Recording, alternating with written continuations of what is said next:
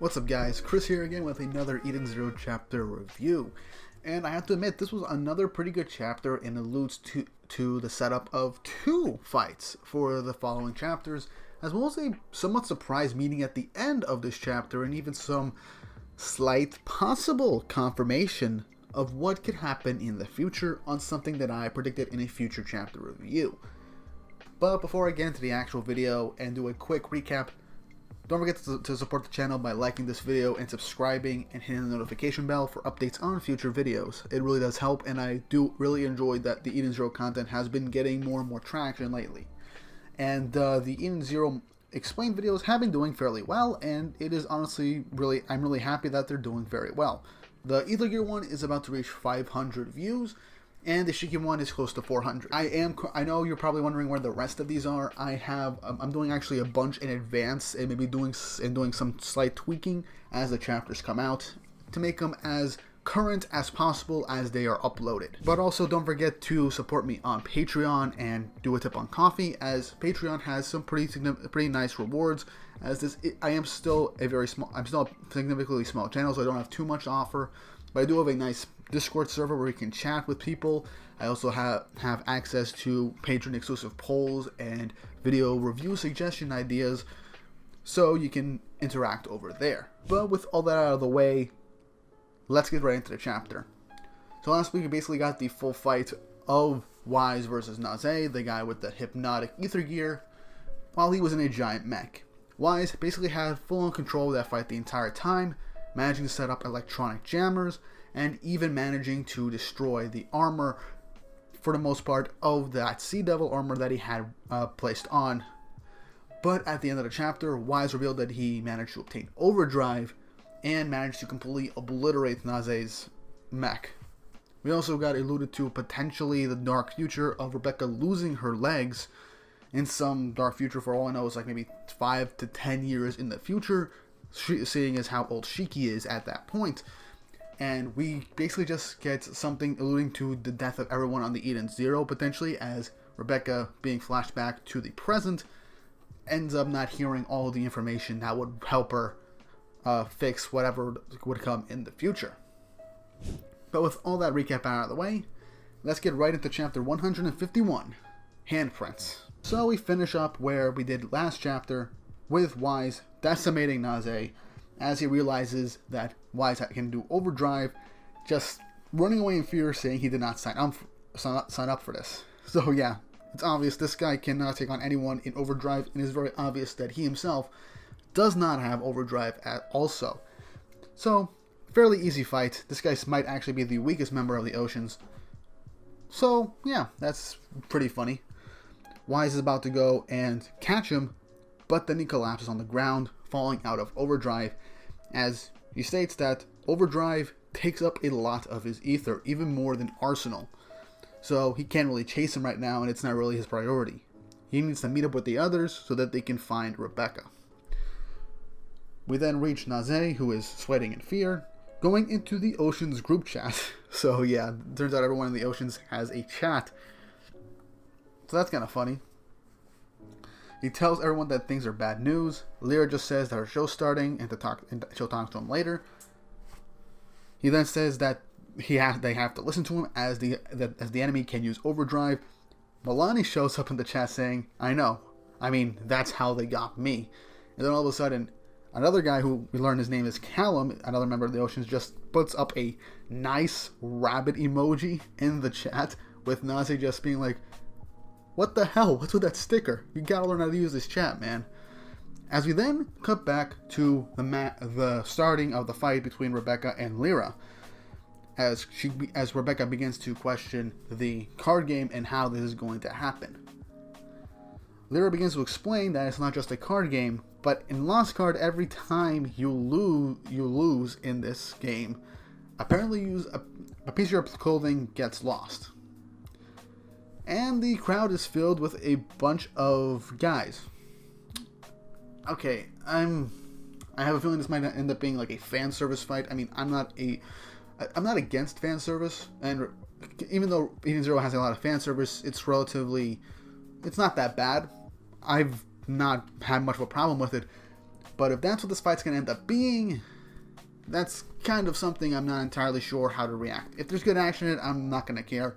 But anyway, Rebecca's wondering what kind of game this is, what she's thinking. It's not funny, you know, why she's dressed in this outfit, etc., etc. But Lyra ends up saying that Rebecca has no choice but to play, as what's around her neck is actually a bomb. So if Rebecca chooses to run away and not play, the bomb will explode and she will die. That is... So yeah, this is a death match. Yeah. But anyway, Rebecca is thinking to herself that this is a messed up game, but this might actually play to her advantage, as thanks to her caliper ability, she can jump back 90 seconds. So in a game of cards, she will most likely be able to win due to continuously jumping backwards. Now, obviously, this is most likely not going to be the case, as we then learn that there is another real piece of consequence to this game. But also the fact that Rebecca can only do 2 more times, and then she's out of ether. But she has to use it at the exact right moment, and then she'll win. She accepts the challenge, and then Lyra adds in 1 more piece of crucial information for the rules. So now she explains that if a piece of the clothing is stripped away and lost, and when she's naked and when she's basically stripped totally naked, a piece of her body will be lost forever. So that's the twisted portion of this game. So if Rebecca completely loses and is completely stripped down, she will lose a piece of her body. She then ends up cutting back to the future in a brief flashback with her prosthetic legs, as she's beginning to think, could this be the reason she lost her legs and is in a coma in the future? But just then, cracking through the dome is Shiki. They meet up. He's wondering why she's in that bunny outfit, what's going on. Rebecca is stating that it's going to be a long story. As she asked why Shiki's here, Shiki says that he got out of the underground tunnel and saw a TV screen, so he just rushed over here as fast as he could. As Rebecca also forgot this whole thing is being broadcast. Shiki tells her that they kidnapped Winch.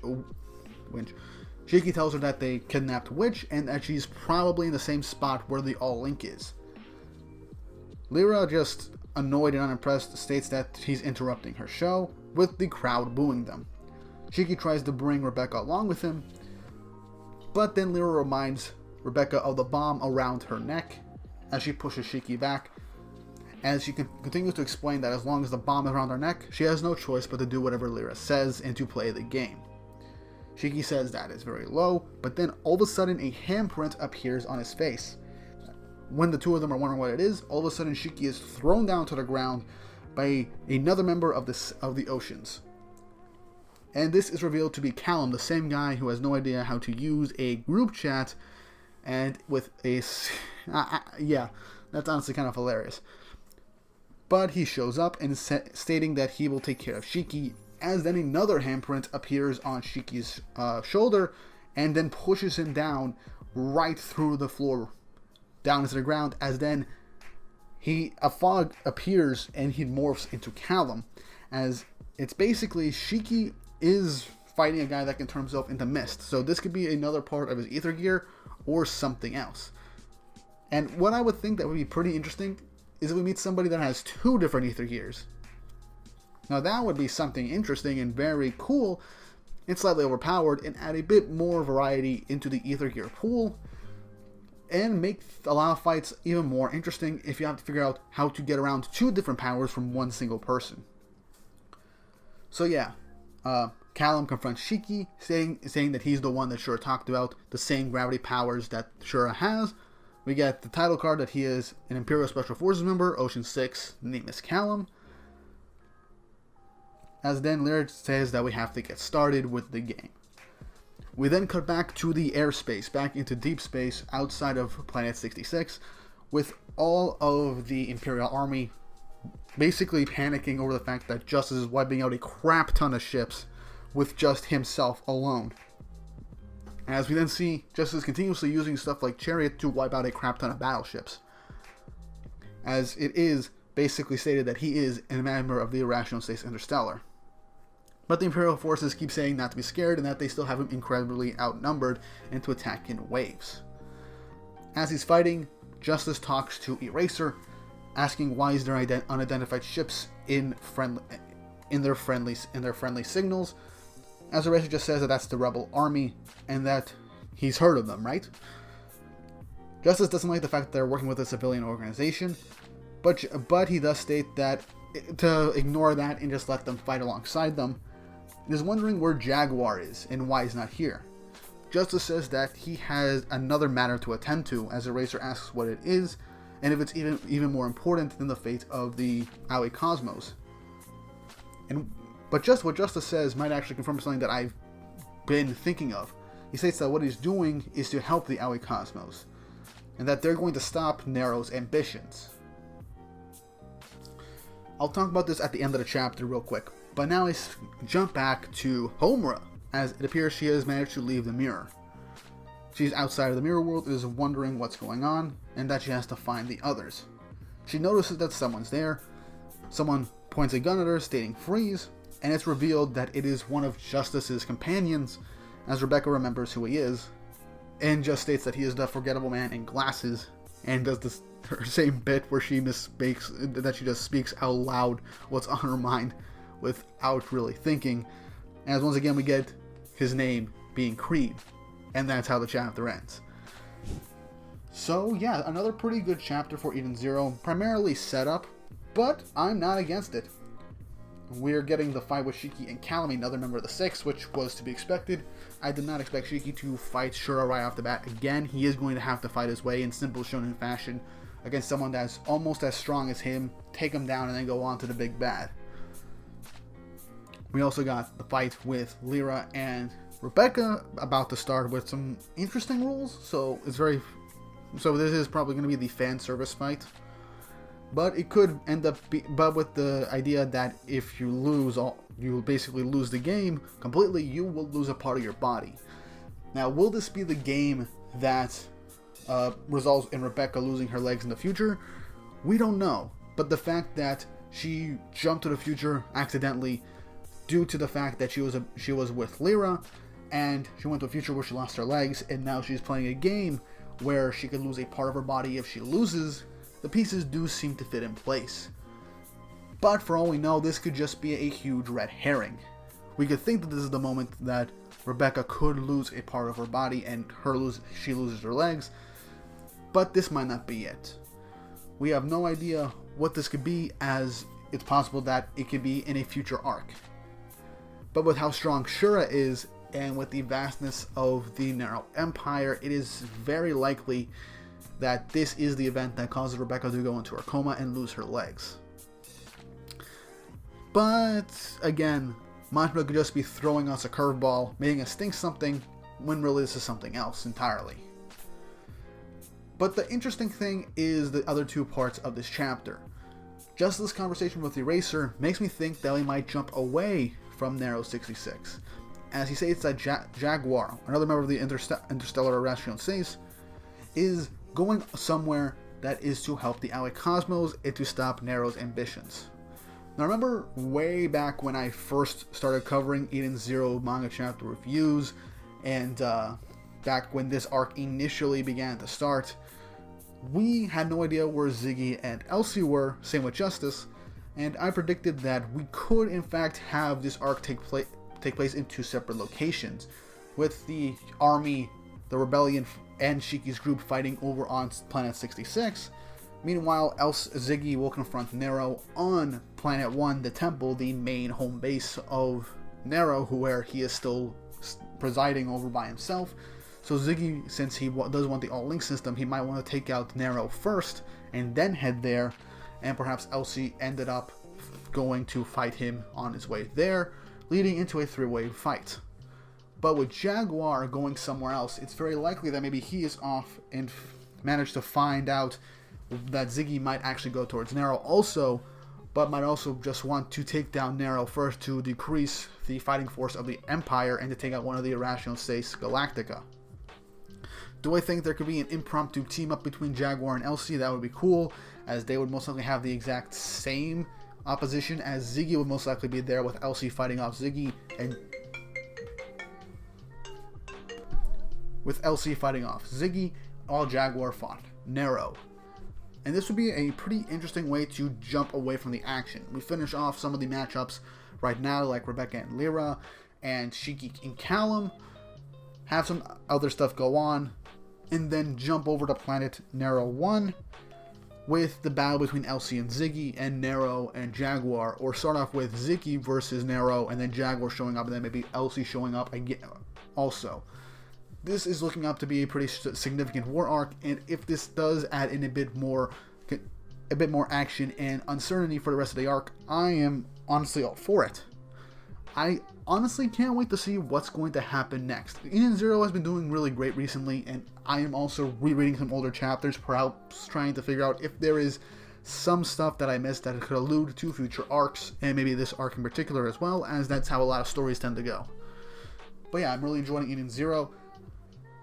Homura coming face to face with Creed, one of Justice's soldiers, is interesting to me, as Creed has an interesting ether gear that basically traps someone in a tiny ether gear created prison, similar to how Clean is able to like seal someone in like a wind pocket dimension. So I'm interested to see, because most likely they're going to end up teaming up probably, because I doubt he's going to try and arrest Homura right now while she is trying to fight the Empire, the same enemy. And he is a bit more, how should I put this, he's a bit more understanding than Justice from what we've seen in their previous interactions on Foresta. So I'm curious to see where this mini team-up will go. But yeah, this chapter set up two major fights, perhaps even confirmed that we will jump away from Planet 66 to go to Planet 1 and see a battle against Nero himself. Maybe have Elsie show back up in the story again, and maybe even Ziggy as well. But that's all just pure speculation at this point. Nothing to really confirm right now. But yeah, I really enjoyed this chapter, and I want to hear what you guys thought of this chapter. Did you like it? Did you hate it? Do you like all of the interaction with the characters and the setups? Also, one thing I forgot to mention is that I like the confirmation that despite Wise gaining ether gear within a short amount of time, it still has the main ether draining drawback. I like that despite gaining this power, they still have the drawback and not end up using it right away. And I like the idea that this might be the timeline and events that lead to Rebecca being in a coma and losing her legs. But what do you guys think? Is this possible? Is this a red herring? Or is this actually going to be the timeline that Rebecca is going to have to change the future? Let me know in the comments down below, as well as some theories on what could happen next, as well as the idea of jumping over to Nero's side and seeing a brawl between Ziggy, Elsie, and maybe this Jaguar guy, and seeing what he's made of. Let me know in the comments down below. Don't forget to like and subscribe to the channel and hit the notification bell for updates on future videos. Don't forget to check out the Eden Zero Explained videos that I will be trying to pump out every so often. I got a couple in the tank working right now. Rebecca, Wise, and Pino. And I'll be also recording a Homura video and for Shining Stars video as well, so I can get those done in advance. But with all that said and done, I hope you guys enjoyed the video. Don't forget to subscribe, and I hope you all have an awesome day.